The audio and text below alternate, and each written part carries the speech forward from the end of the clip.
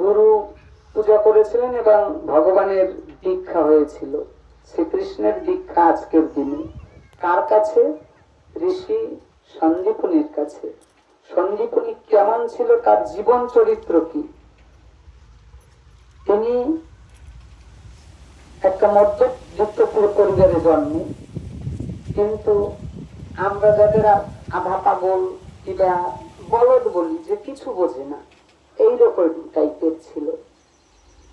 তো বাড়িতে তো কোনো কাজকর্ম করতো না, বলদ বলে মা বাবা কি করলেন? গুরু আশ্রমে দিয়ে দিলেন। সন্দীপনীকে কোথায় দিলেন? গুরুদেবের কাছে। যে আমরা সংসারে দেখি যে ছেলে দুষ্ট, যারা মা বাবা কন্ট্রোল করতে পারে না, সাধু দেখলে বলে বাবা তুমি এর নিয়ে যাও, এর আমরা সামলাতে পারছি না। তো সন্দীপনীর মা বাবাও যে একেবারে বলদ, কিছুই বোঝে না, কাজকর্ম কি খানিতে খাওয়া দাওয়াটাও ঠিক বুঝে করতে পারে না। সন্দীপনীর মা বাবা কি করলেন? তার গুরুদেবের কাছে দিয়ে আসলেন। কিন্তু সন্দীপনী গুরুদেবকে পেয়ে সে বিশাল খুশি হয়েছে, আনন্দ হয়েছে, এবং গুরু বলতে তার গুরু বিনে সে কিছু জানে না। ও কোন পূজা পাঠ মন্ত্রতন্ত্র, আরো যত গুরু ভাইরা আছে তারা বেদ অধ্যয়ন করে,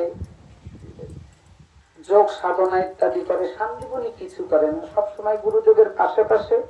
গুরুদেবের কি জল লাগবে, কি গুরুদেব এখন শোবে, কি বাথরুমে যাবে, এইগুলি সন্দীপনী ঋষির লক্ষ্য।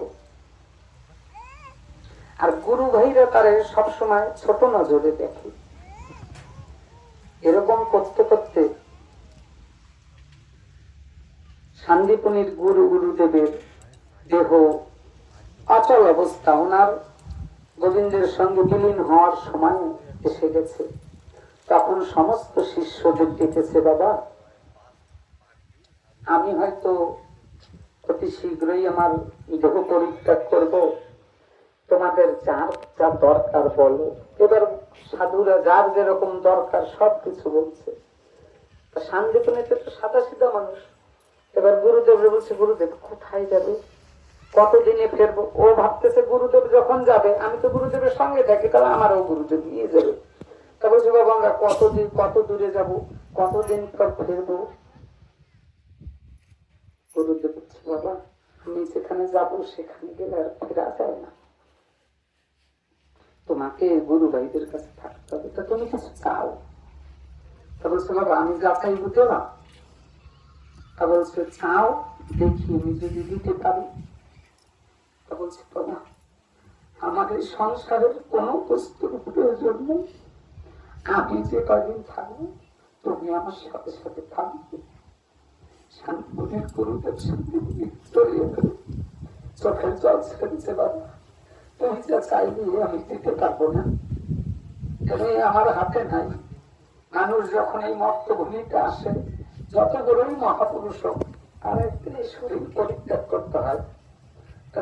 চাইলি যে আমি তোর সাথে সবসময় থাকবো, তা তো থাকতে পারবো না, কিন্তু আমি তোর একটা কথা দিয়ে যাচ্ছি, তোর কোনো সাধন ভজন লাগবে না, তোর কোনো মন্ত্র জপ লাগবে না, বাবা তুই এই আশ্রম ছেড়ে যাস না, আশ্রমে থাকিস। আমি যেমন তোর গুরু হয়েছি, আমি তোরে আশীর্বাদ করতেছি, জগতের যে গুরু সে তোর শিষ্য বাবা, তুই জগতের ত্রিজগতের যে গুরু সে তোর কাছে গুরু দীক্ষা নিতে, তার গুরু হবি তুই। আজকে ভগবান সন্দীপনীর কাছ থেকে দীক্ষা পেতে তখন সেই দিন। তাই আমরা যার যা যে যে মত থেকে যেভাবে কাছে নাম পেয়েছি, 2টা মিনিট মনকে একাগ্র শ্রী গুরুদেবের চরণ স্মরণ করবে।